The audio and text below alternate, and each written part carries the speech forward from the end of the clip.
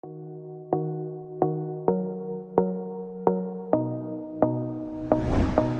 día.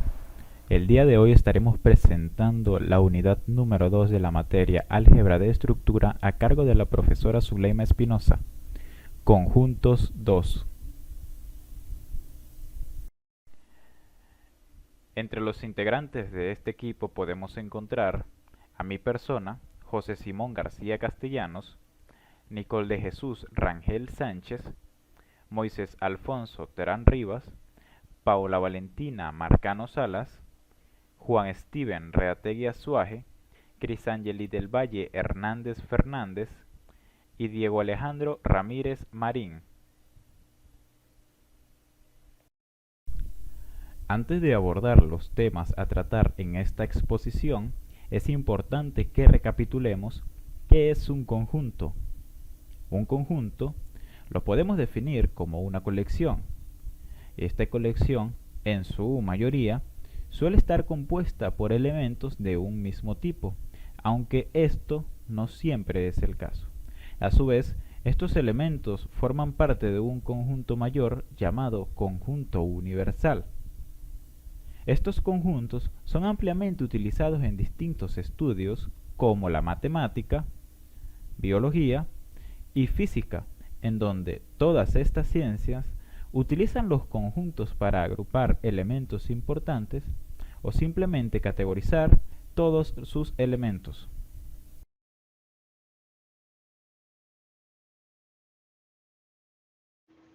Mi nombre es Nicole Rangel y les hablaré acerca de la diferencia de conjuntos. En la teoría de conjuntos, la diferencia de conjuntos es la operación en la cual dos conjuntos, ya sean A y B o cualquier otro, especifican cuáles elementos de uno de los dos conjuntos no está en el otro, formando un nuevo conjunto llamado diferencia. La simbología que se usa para la diferencia de conjuntos es un símbolo de resta. Para la diferencia del conjunto A y un conjunto B se expresa de la forma A menos B. En el caso contrario, la diferencia para el conjunto B y el conjunto A se expresa como B menos A. Entre las propiedades de la diferencia de conjuntos tenemos la siguiente. Si un conjunto A está excluido a un conjunto B, entonces la diferencia de los conjuntos A menos B es igual al conjunto vacío. Para todo conjunto A, la diferencia del conjunto A consigo mismo es igual al conjunto vacío. Y por último, para todo conjunto A, la diferencia del conjunto A consigue el mismo valor al igual que el conjunto vacío. Ejemplos de la diferencia de conjuntos. Sean dos conjuntos A, el cual está conformado por los números 1, 2, 3, 4 y 5, y el conjunto B, conformado por los números 3, 4 y 6. La diferencia del conjunto A menos B es otro conjunto cuyos elementos pertenecen al conjunto A, pero no al conjunto B. En pocas palabras, el resultado sería 1, 2 y 5. Como puedes observar, 1, 2 y 5 se encuentran A, pero en ningún momento se encuentran en el conjunto B. Saludos, soy Moisés Terán. Continuamos ahora con la operación de diferencia simétrica. Es un poco distinta a la diferencia de conjuntos debido a que, en este caso, el resultado es un conjunto formado por los elementos que constituyen a los conjuntos de origen, pero excluyendo a los comunes entre ellos. Lo que matemáticamente se define de la siguiente forma. La diferencia simétrica de A y B es un conjunto formado por las X, tales que X pertenece a A y no pertenece a B, o X pertenece a B y no pertenece a A. También puede definirse en operaciones de unión, intersección y diferencia. Como se puede ver en pantalla, la diferencia simétrica de A y B puede ser la unión entre A y B menos la intersección de A y B, o puede ser la diferencia entre A menos B unido a la diferencia de B menos A.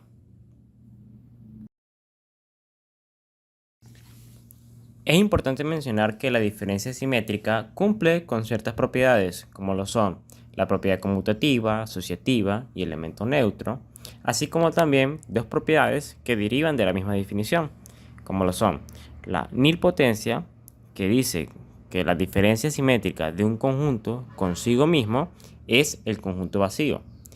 Y también está la diferencia simétrica de un conjunto y uno de sus subconjuntos, lo cual esto sería como resultado solamente la diferencia entre ellos. Asimismo, existe una propiedad distributiva, pero con respecto a la intersección. Veamos ahora un ejemplo de un ejercicio de diferencia simétrica. Sean los conjuntos M y N, hallar la diferencia simétrica entre ambos. Primero que nada, para facilitar el desarrollo de este ejercicio, vamos a representar la operación en un diagrama de Venn. Y para resolverlo, vamos a aplicar esta definición. La diferencia simétrica sería la unión de los elementos de M con los elementos de N menos la intersección de M y N. Esto sería la unión, todos los elementos que conforman a M y a N, que serían A, B, C, E, G y L. Y la intersección, los elementos comunes entre ellos, que en este caso solamente es B. Entonces, ¿cuál sería la diferencia simétrica? Serían los elementos de la unión, que son A, B, C, E, G y L, menos los elementos de la intersección, que es solamente B. Como mi compañera explicó, la diferencia de dos conjuntos serían los elementos del primer conjunto sin los elementos del segundo. Es decir, los elementos de la unión sin los elementos de la intersección. Lo que nos quedaría como resultado de la diferencia simétrica entre estos dos conjuntos sería un conjunto formado por A, C, G, L y E, que en el diagrama serían los elementos que están dentro de la zona amarilla. Ahora un ejemplo con tres conjuntos. Son las mismas operaciones, la diferencia es que ahora podemos hallar la diferencia simétrica de A y B, de A y C, de B y C y por supuesto la diferencia simétrica de A, B y C. En el caso de la diferencia simétrica de A y B es básicamente la misma operación, la unión de estos dos conjuntos menos la intersección de ambos. Es decir, los elementos que conforman a y B, que son 1, 2, 3, 5, 6 y 7, menos los elementos comunes, que como se puede apreciar en el diagrama son 3 y 2. Entonces, ¿cuál es la diferencia simétrica? Los elementos de la unión sin los elementos de la intersección, es decir, 1, 5, 6 y 7. Hacemos las mismas operaciones para hallar la diferencia de A y C y B y C. Ahora, con respecto a la diferencia simétrica de A, B y C, esto es la unión de estos tres conjuntos, es decir, todos los elementos que se pueden apreciar en el diagrama, menos la intersección de los tres, es decir, el elemento o los elementos que tienen en común estos conjuntos. En este caso, solamente tienen en común al 2, como se puede apreciar en el diagrama. Entonces, ¿cuál sería la diferencia simétrica?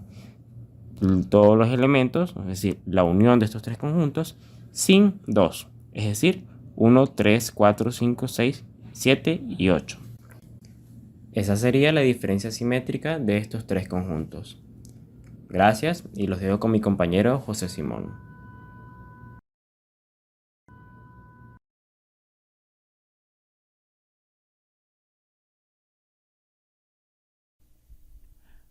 Al hablar sobre el complemento de un conjunto, hacemos referencia al conjunto formado por los elementos faltantes que no pertenecen, o podemos simplemente referirnos a ellos como los elementos complementarios del conjunto original.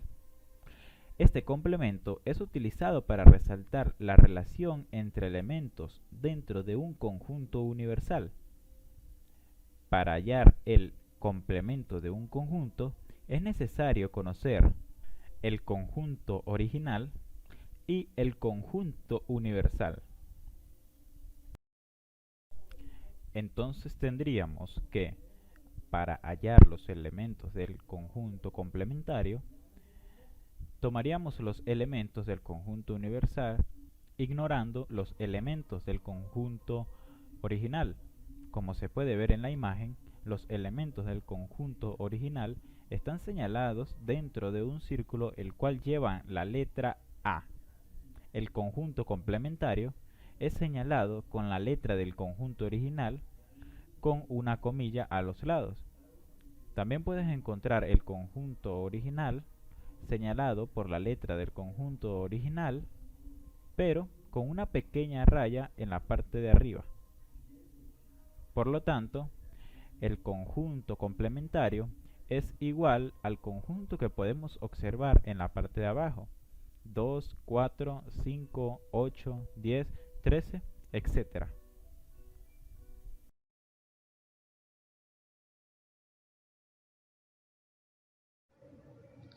Mi nombre es Juan Reategui y ahora seguimos con las leyes de Morgan. A nivel científico, una de las ramas de mayor utilidad en matemática es la lógica, cuyo uso se centra en el pensamiento razonable y métodos científicos de estudio. Y dentro de esta misma rama existe una teoría de gran utilidad que sirve para validar y o comprobar diversos teoremas. Esta es la teoría de Morgan. La teoría antes mencionada es de gran utilidad en campos como la electrónica y la informática, pero es bien sabido que esta misma es la base para conocer a fondo el álgebra de Boole. En cuanto a la aplicación en el área de informática y electrónica, esta teoría es una herramienta para simplificar circuitos eléctricos en base a una serie de reglas y teoremas, así como es el teorema de Morgan. El teorema de Morgan es una de las herramientas esenciales de la lógica proposicional, como en el álgebra de Boole. Generalmente se define como la equivalencia que existe entre dos proposiciones lógicamente equivalentes. Su aplicación es usada para cambiar el operador de conjunción al operador de disyunción y viceversa. También permite simplificar expresiones booleanas de manera más extensa. Ahora, el teorema de Morgan nos dice dos leyes, las cuales son la negación de la conjunción y la disyunción de las negaciones, o también dicho de otra forma, no A y B es equivalente a no A y no B. Y luego la segunda ley nos dice la negación de las disyunciones es la conjunción de las negaciones, o dicho de otra forma, no A o B es equivalente o igual que no A y no B. A pesar de que estas reglas son parecidas, muy parecidas, son diferentes y dan diferentes resultados, por lo que es importante diferenciarlas de unas entre otras. Ahora, un ejemplo de ellas. Un ejemplo en la primera ley de Morgan. Nos dice un conjunto de números naturales desde el 1 al 10. Luego otro conjunto de números par desde el 1 al 10 y lo mismo para un conjunto de números impares. Nos dice que la unión del número... Ahora, primera ley de Morgan. Dado los siguientes conjuntos N, P y E, vamos a encontrar o vamos a comprobar la primera ley de Morgan. Primero encontramos la unión de los conjuntos P e I. Esto nos daría los números 1, 2, 3, 4, 5, 7, 8 y 10. Ahora, para encontrar la negación de esta unión serían los números faltantes en este conjunto, los cuales serían 6 y 9.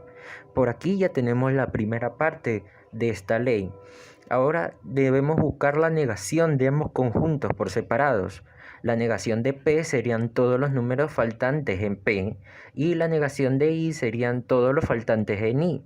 Ahora, la intersección de ambos conjuntos negados sería 6 y 9. Como ven, si juntamos estos dos resultados nos dan que son iguales, por lo que se comprueba que la primera ley de Morgan es verdadera.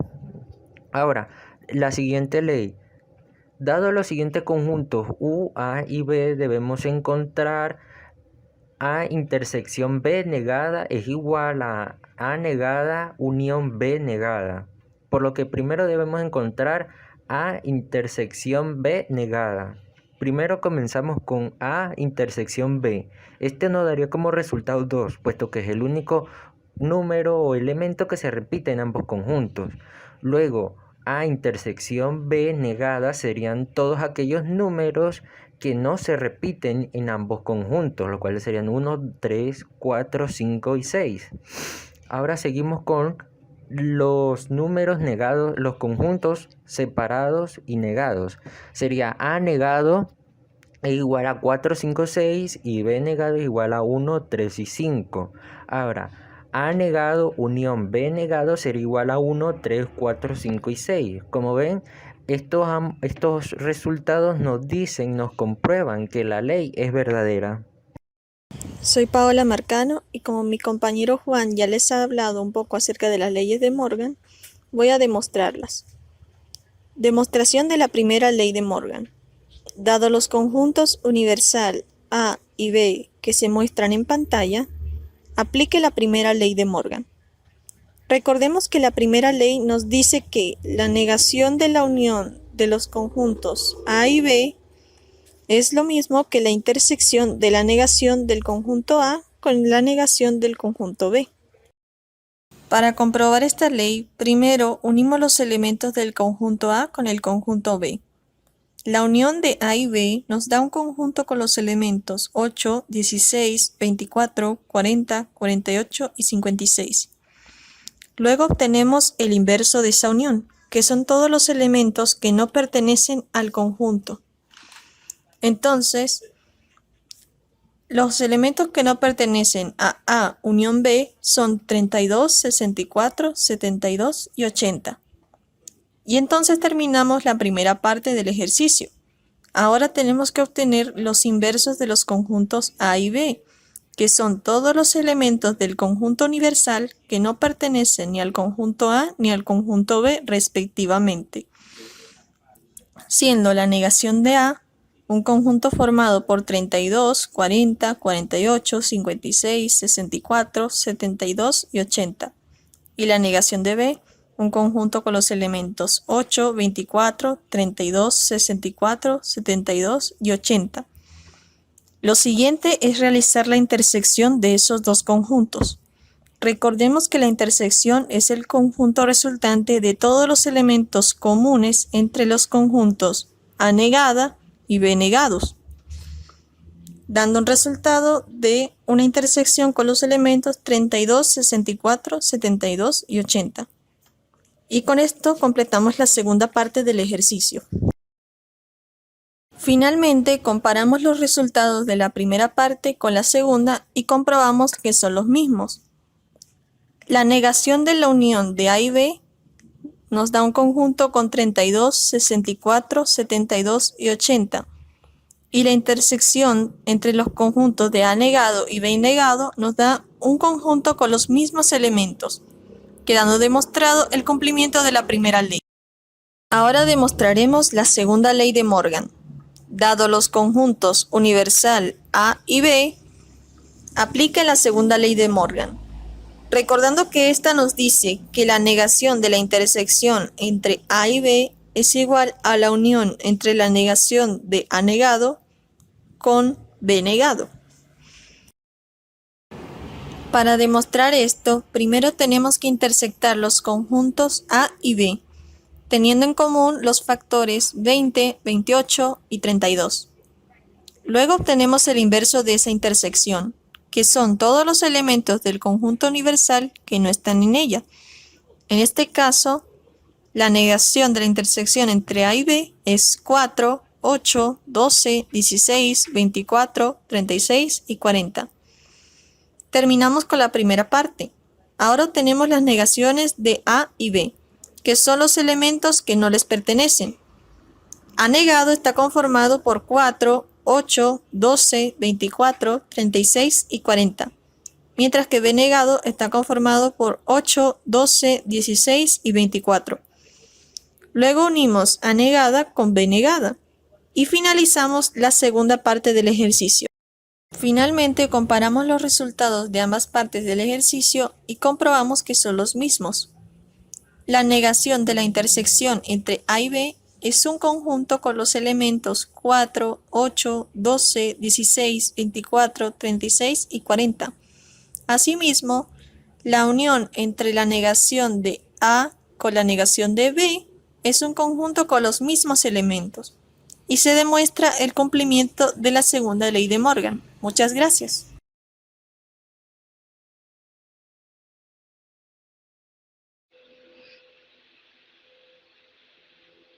Saludos, mi nombre es Crisangeli Hernández y en esta ocasión les estaré exponiendo el tema de producto cartesiano.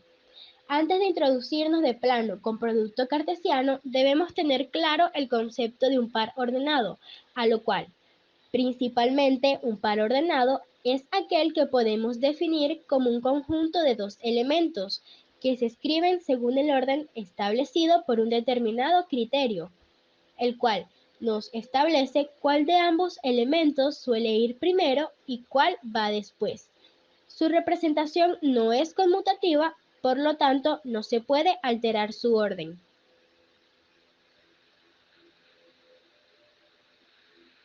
Comúnmente el par ordenado se denota como X y Y, donde X es el primer elemento del par y Y el segundo. También llamados componentes, en general X y Y no es el mismo par ordenado que Y X.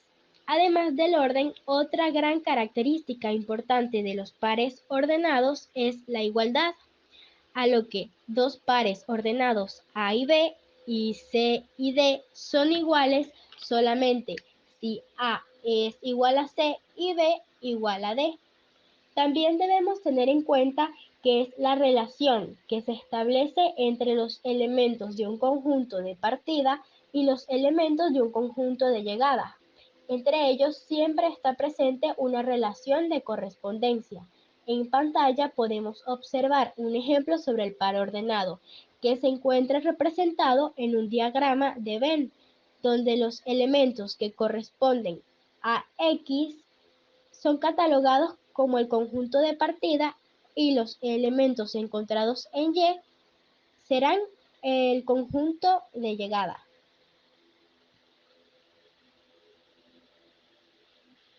Ahora sí, introduciéndonos en el tema de producto cartesiano, decimos que es aquel que se encuentra formado por dos pares ordenados que se forman a partir de dos ciertos conjuntos que a su vez son los que se encargan de formar un tercer conjunto, a lo que su representación simbólica nos indica que el producto cartesiano es una operación entre dos conjuntos A y B, donde se obtienen las parejas X y Y de modo que el primer elemento X pertenece al conjunto A y el segundo elemento, siendo Y, pertenece al segundo.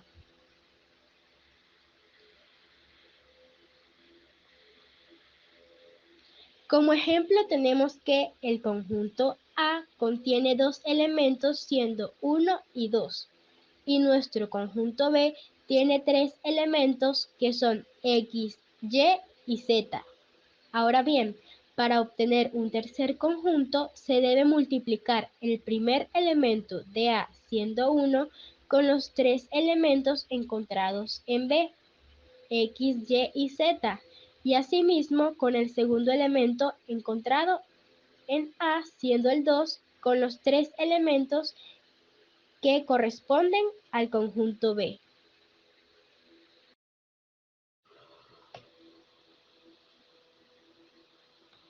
Para las diversas representaciones con respecto al producto cartesiano, tenemos presente la representación matricial, la representación sagital y finalmente la representación cartesiana.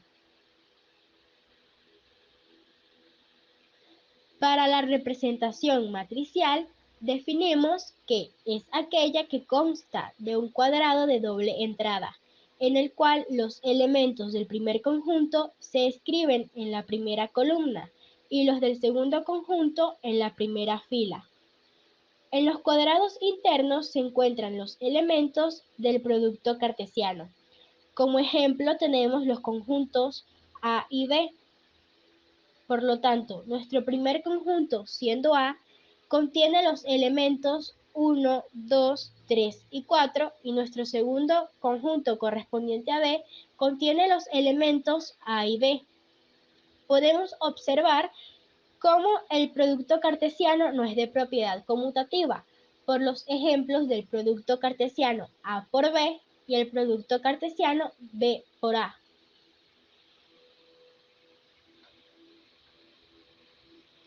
Para la representación sagital, decimos que dicha representación se realiza mediante un diagrama de Venn, el cual es denominado como sagital por el hecho de emplearse flechas para relacionar los elementos de los conjuntos.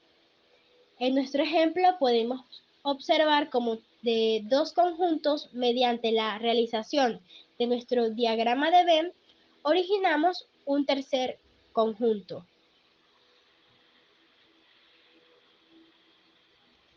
Finalmente, para la representación cartesiana, inferimos de que ésta se realiza en el sistema cartesiano, en el cual los elementos del primer conjunto son ubicados en el eje vertical, mientras que los elementos del segundo conjunto son ubicados en el eje horizontal.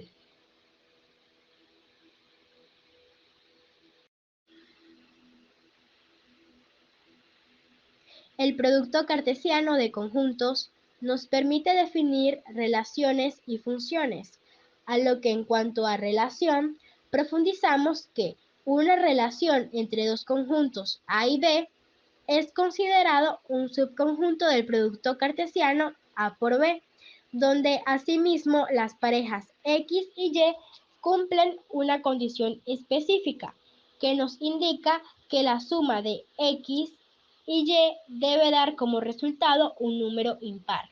Así que, dado los conjuntos A y B, al realizar nuestro producto cartesiano y haber obtenido nuestro tercer conjunto, evaluamos qué pares ordenados nos originarían un número impar. Por lo tanto, como resultado, tenemos a 4 pares ordenados que corresponden a 1,6, 2,3, 2,7 y finalmente 5,6. Al realizar la suma de cada par ordenado, efectivamente obtenemos un número impar. A continuación podemos observar la representación sagital de una relación. Siguiendo con el punto de función, decimos que una función entre dos conjuntos denominados A y B es considerado como una relación donde a cada elemento de nuestro primer conjunto A le corresponde un y solo un elemento del conjunto B. Ahora bien, la función también es un conjunto de parejas X y Y pertenecientes al producto cartesiano A por B, tal que en esta ocasión tiene la condición que Y es igual a X menos 3. Así que mediante nuestro ejemplo, observamos que dado los conjuntos A y B, al realizar nuestro producto cartesiano y haber obtenido nuestro tercer conjunto, vamos a evaluar solamente los pares ordenados que al ser restado nuestro elemento X con Y nos origine el número 3. Así que como resultado tenemos los pares ordenados 1,4, 2,5 y nuestro tercer par ordenado que es 3,6.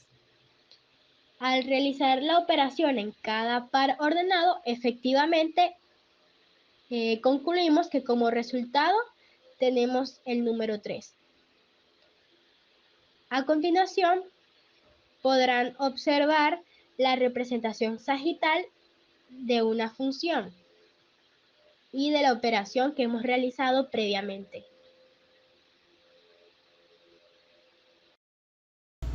Mi nombre es Diego Ramírez.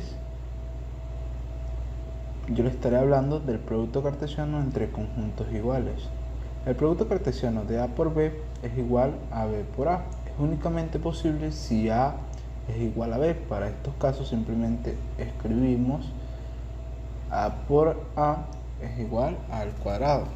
Ejemplo, sea el conjunto igual a ABC plasmados los pares ordenados de A al cuadrado En el siguiente tablero tenemos a tres conjuntos, AC, AB, AA y un cuarto conjunto que sería A al cuadrado. Luego el siguiente punto a tratar sería la diagonal de un producto cartesiano. Si notamos el tablero, para el ejemplo del conjunto de A al cuadrado vemos que existen unos conjuntos de pares ordenados coloreados en celeste. Forman una diagonal y tanto el primero como su segundo componente son iguales. Para este caso particular, la diagonal de A al cuadrado es 2 veces A, 2 veces B y 2 veces C. Lo podemos generalizar de la siguiente forma. Si tú notas, la diagonal empezaría de A al cuadrado, B al cuadrado y C al cuadrado. Es decir, que si se cumple la diagonal del producto. La diagonal del producto de A al cuadrado es el conjunto de A de todos los pares ordenados, ya sea AA, XX, simbolizados por DA, tal que DA es igual a XX o XA. Por tanto, los elementos del conjunto de la diagonal de DA están contenidos al conjunto de A al cuadrado, es decir, DA es igual a A al cuadrado. La igualdad del símbolo C solo se cumple para aquellos casos donde el conjunto de A tiene un elemento únicamente.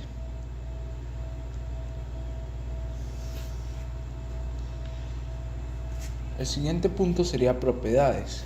Sean las siguientes propiedades del conjunto ABC y DC cumplen las siguientes propiedades para el conjunto de cada producto.